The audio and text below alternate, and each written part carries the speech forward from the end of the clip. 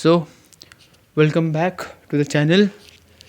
हमने पिछले लेक्चर्स में क्या पढ़ा था? हमने पिछले लेक्चर्स में यह पढ़ा था कि डिस्कवरी ऑफ न्यूक्लियस कैसे हुआ, डिस्कवरी ऑफ इलेक्ट्रॉन कैसे हुआ।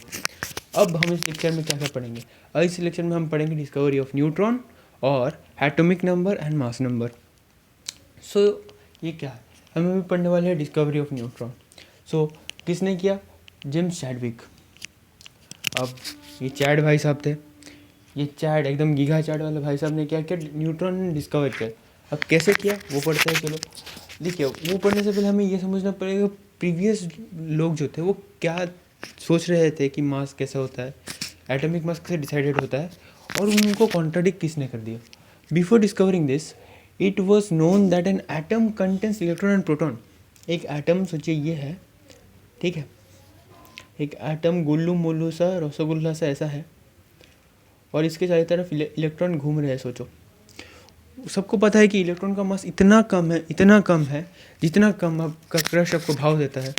ठीक है, गंदी बात नहीं बेटा, ठीक है, इतना कम है कि उसे हम नेग्लिजिबल पकड़ लेते हैं, मतलब कुछ मास है ही नहीं। पर उसका जो एंटायर मास जो है, अब कुछ तो मास होगा ना एटम के पास, तो वो कहाँ है? प्रोटॉन के पास है। अब प्रोटॉन कहाँ है? प्रोटॉन तो न्यूक्लियस में है। तो उन्होंने सोचा कि पूरा जो मास जो है कॉन्सेंट्रेटेड इन न्यूक्लियस है। Therefore, the atomic mass was expected to be equal to the mass of the proton in the nucleus. अब अगर पूरा ही मास जो प्रोटॉन के मुकाबले सेम सेम होगा, तब तो प्रोटॉन एकदम सेम होना चाहिए। पर अब ये कॉन्ट्राडिक्ट कैसे होगा, अब वही समझते हैं। अब उन्होंने क्या लिया? हीलियम एटम लिया। अब हीलियम के पास 2 प्रोटॉन्स हैं। उसके पास 2 प्रोटॉन 2 न्यूट्रॉन्स होते हैं। न्यूट्रॉन क्यों बोल रहा हूँ, 2 प्रोटॉन 2 इलेक्ट्रॉन होते हैं। इट्स मास शुड बी, अब 1 मैंने एवरेज मास ले लिया उसका, ठीक है, 1 नहीं है, 1.008 होता है, फिर आप 1 पकड़ लो एस्टिमेटेड। इतना its mass should be 2 into 1 होना चाहिए, इक्वल्स टू 2 AMU होना चाहिए, एटॉमिक मास यूनिट, मतलब इतना होना चाहिए। पर जब हम उसको एक्सपेरिमेंट कर रहे हैं, मतलब एग्जैक्ट मास निकल रहे हैं ना, इट एटॉमिक मास फाउंडिंग इतना, मतलब ये तो इसका डबल हो गया यार। ठीक है, ये तो इसका डबल हो गया है। पर ये जो डबल वाला चीज़ है ना, इसको ऑलमोस्ट 4 पकड़ लो, ऑलमोस्ट 4 AMU। भाई ये तो इसका डबल हो गया। अब ये डबल मास मतलब एक्स्ट्रा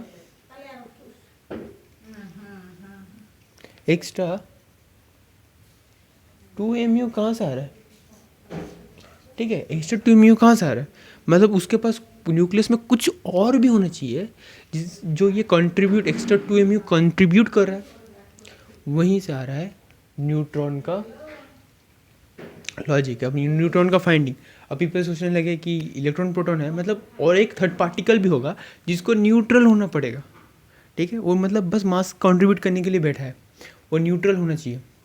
ठीक है, बस वो मास देगा एटम को और कुछ नहीं करेगा वो, तभी ना वो डिस्टर्बेंस नहीं क्रिएट कर पाएगा। अगर सोचो पॉजिटिव होता तो पूरा इलेक्ट्रॉन पॉजिटिव बन जाता और डिस्टर्बेंस मतलब अनस्टेबल बन जाता। अगर वो नेगेटिव होता तो इलेक्ट्रॉन को कंट्रीब्यूट करता और नेगेटिव बन जाता। पर वो क्या है, वो सिर्फ मास देगा और वो न्यूट्रल होगा, मतलब विदाउट चार्ज। ठीक है, ये मैंने आधा लिखा है क्योंकि बोर्ड थोड़ा छोटा है, आप चाहो तो पॉज करके लिख सकते हो। चलिए अब नेक्स्ट पॉइंट की तरफ बढ़ते हैं। डिस्कवरी ऑफ न्यूट्रॉन ख़त्म नहीं हुआ है, अभी और है। तो चलिए नेक्स्ट पॉइंट्स पे क्या बोल रहा हूँ यार, नेक्स्ट पॉइंट में डिस्कस कर लेते हैं। थोड़ा मुंडी जो है ख़राब हो गया है कि मेरा भी एग्ज़ाम चल रहा है और मैंने बहुत दिन से रिकॉर्ड नहीं किया था ये वीडियो, पर मुझे करना था क्योंकि मैंने बीच में ही ये छोड़ के चले गया था क्योंकि वीडियो बहुत बड़ा हो गया था एक्चुअली। ठीक है, अब उतना बड़ा वीडियो लेने में, प्रोसेस करने में बहुत टाइम लगता है, बट इधर से उधर से कटना पड़ता है। एडिटर भी बहुत, मतलब जो मोबाइल का एडिटर होता है वो भी बहुत नाटक करता है, इसलिए मैंने काट दिया था वो वीडियो बीच से। इसका ये कंटिन्यूएशन है, सेकंड पार्ट। अब जो है ना, मैं जो लिखा रहा हूँ पॉइंट्स वो लिख लीजिए, क्योंकि बुक में जो है बहुत एक्स्ट्रा नॉलेज भी दिया हुआ है, उतना आपको नहीं चाहिए। ठीक है, आपको इस लेवल में आपको वो नहीं चाहिए। जो मैं पॉइंट्स दिखा दे रहा हूँ वो पॉइंट्स एकदम टू द पॉइंट है, आप उसको आराम से अपने एग्ज़ाम में अच्छे मार्क्स लाने के लिए आप ज़रूर यूज़ कर सकते हैं ये पॉइंट्स। मैंने अभी बताया कि वो जो डिफरेंस था ना 2 AMUs का, मतलब एटॉमिक मास यूनिट्स का, उसने ही उसको प्रूव कर दिया था कि न्यूक्लियस में और एक छुपा रुस्तम है, ठीक है, एकदम छुपा बैठा है, एकदम काम के टाइम में वो क्या कर रहा है, अपना जलवा दिखा रहा है। वैसे ही the difference prove the presence of another particle in the nucleus, ठीक है। This particle has no charge and has almost equal क्या भैया, mass, equal mass to that of a proton, ठीक है। हमने देखा कि वो जब मतलब अब थियोरिटिकली क्या था कि उसे 2 AMU दिखाना था, पर उसने क्या दिखाया, 4 AMU दिखाया। तो इसका क्या मतलब है, दोनों का डिफरेंस है, मतलब अब उसका भी 1 है, इसका भी, अब देख सकते हो 2 पार्टिकल है ना, 2 into 1, तो ये 2 AMU था और इसका डिफरेंस भी 4 AMU होगा, ठीक है। मतलब एक neutron is almost equal to the mass of 1 proton, ठीक है, ऑलमोस्ट सेम नहीं है, ऑलमोस्ट है। Chadwick identified this particle as neutron, उन्होंने इस पार्टिकल को क्या बोला, न्यूट्रॉन बोला, ठीक है। अब proton plus neutron equals to nucleons, मैंने पिछले लेक्चर में बताया था कि उनको न्यूक्लियॉन्स बोलते हैं। न्यूक्लियॉन्स का मतलब पार्टिकल्स इनसाइड द न्यूक्लियस, ठीक है। और ये बेटा न्यूट्रॉन है, ठीक है, ये उसका चार्ज 0 इसका चार्ज है। Mass of neutron is almost equals to 1.676 into 10⁻27 kg, almost same as proton. हमने अभी बोला चार्ज ऑफ न्यूट्रॉन कितना है, 0 है, मतलब उसका जो वो इलेक्ट्रिकली न्यूट्रल है, मतलब वो बैठा ही है एटम में इसके लिए कि मास बढ़ाने के लिए, ठीक है, एकदम रुतबा जमाने के लिए वो बैठा हुआ है, उसके पास कोई पावर वावर नहीं है, ठीक है। चलिए आप इसको नोट कर ले, बढ़ते हैं एटम्स की ओर। चलिए बढ़ते हैं एटम के बारे में। एटम क्या है, smallest particle of an element, एक एलिमेंट। अब ये एलिमेंट क्या है, एलिमेंट कुछ नहीं है, element is a pure substance made up of only one kind of atom. जैसे आपका दिल भी प्योर है, उसमें बस किसी एक चीज़ की छवि बसती है, पढ़ाई की छवि बसनी चाहिए, ठीक है, दूसरी की नहीं, ठीक है। वैसे ही ये क्या है, एक प्योर सब्सटेंस है जिसमें बस एक ही काइंड ऑफ एटम से मिलकर बनी हुई होती है। Each element has different atomic mass. अब ये भी पूछ सकते हो, अगर डिफरेंट एटॉमिक मास होगा तो एटॉमिक नंबर होगा तो एटॉमिक मास भी अलग अलग होना चाहिए। ऐसा नहीं होता है, बहुत सारे एलिमेंट्स के सेम एटॉमिक मासेस भी होते हैं, वो हम आगे भी पढ़ेंगे, ठीक है। Can not be broken into simpler substance by any chemical, और ये बेटा फिजिकल लिखा है, फिजिकल मीन्स इससे ज़्यादा सिंपल आप कॉल इसको तोड़ ही नहीं सकते। एक एलिमेंट से सिंपल सब्सटेंस नहीं होता है, ठीक है, मतलब तोड़ ही नहीं सकते, एनी केमिकल और फिजिकल मीन्स आप इसको तोड़ ही नहीं सकते। तो फिर एटम का next part, can take part in chemical reaction, हाँ ऑब्वियसली ले सकता है। Considered as the basic unit of matter, एकदम इससे हम इसको बेसिक यूनिट ऑफ मैटर कहते हैं। एग्जाम्पल ये O है तो इसको हम क्या बोलेंगे, ऑक्सीजन एटम। ये N है, ये सोडियम एटम। अगर Mg है तो ये magnesium atom, Mg magnesium atom. अगर He है तो हीलियम एटम। अब कुछ बच्चे सोचेंगे हम क्या ये लिख सकते हैं, O2 लिख सकते हैं, तो बेटा ये ऑक्सीजन मॉलिक्यूल बन जाएगा, ठीक है। मतलब ये 2 एटम मिलके एक स्टेबल कंपाउंड बन चुके हैं, तो वो इस स्टेट में एग्जिस्ट कर रहा है, तो इसको हम मॉलिक्यूल कहते हैं, ठीक है।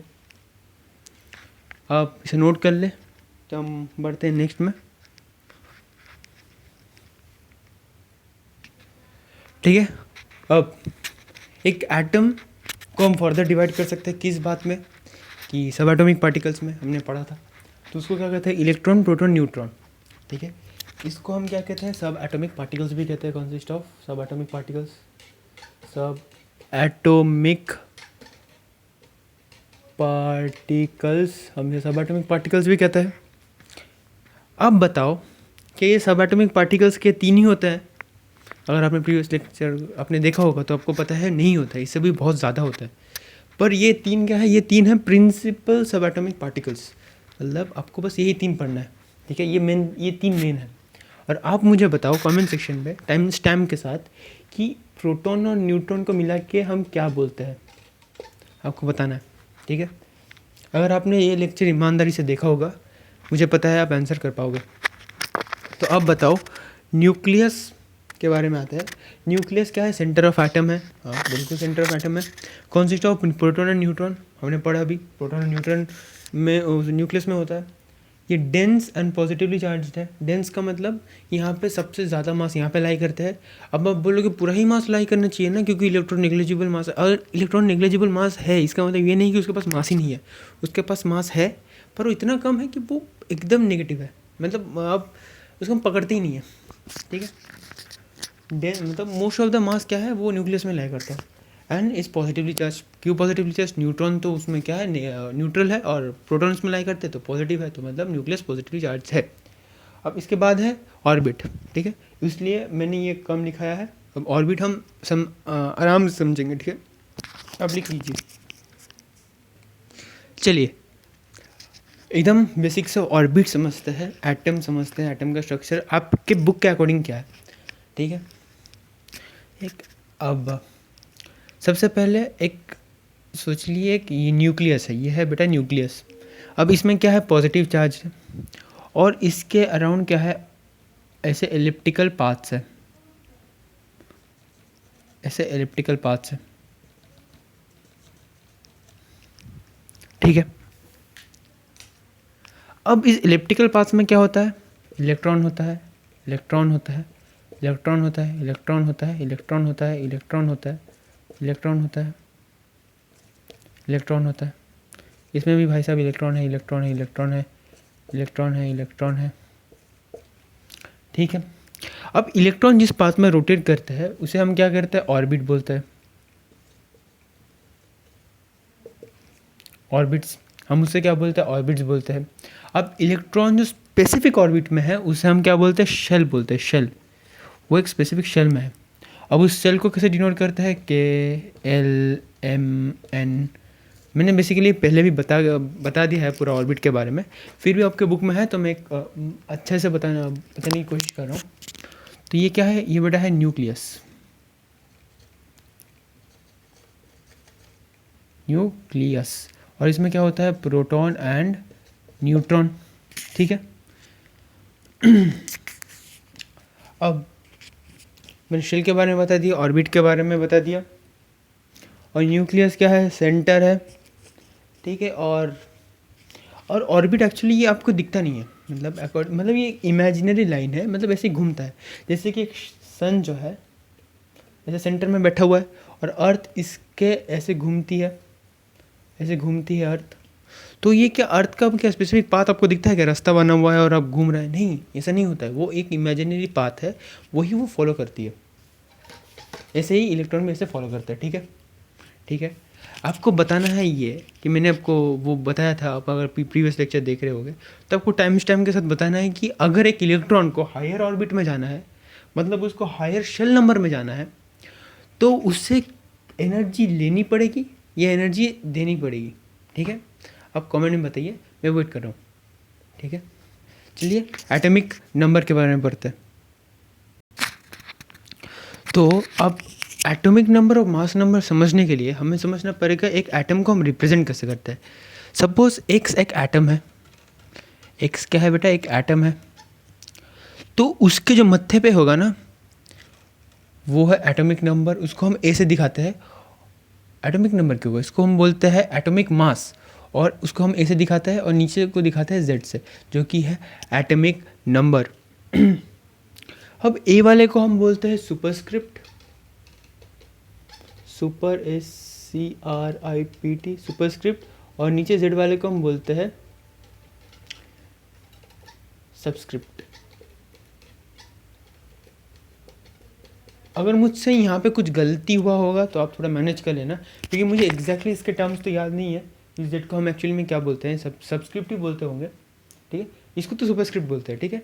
तो हम एक एटम सोच लो, एक एलिमेंट है, ठीक है, एलिमेंट मतलब एटम ही पकड़ लो ना, एलिमेंट तो क्या है, एक ही एटम से बना हुआ होता है ना, एक ही टाइप ऑफ एटम से। तो एक टाइप ऑफ एलिमेंट है, तो उसके जो ऊपर में है ना एटॉमिक, ए को क्या बोलते हैं, एटॉमिक नंबर, और जेड को बोलते हैं एटॉमिक नंबर क्या बोलते हैं यार, एटॉमिक मास बोलते हैं, मैं भी कंफ्यूज हो जा रहा हूँ। एटॉमिक मास और जेड को बोलते हैं एटॉमिक नंबर, ठीक है। अब हम क्या पढ़ेंगे एटॉमिक नंबर के बारे में। एटॉमिक नंबर देखिए आपके बुक में बहुत सारा कुछ लिखा है, तो मैं आपको एकदम सिंपल से बता दे रहा हूँ एटॉमिक नंबर क्या है। एटॉमिक नंबर है the number of protons present in an atom.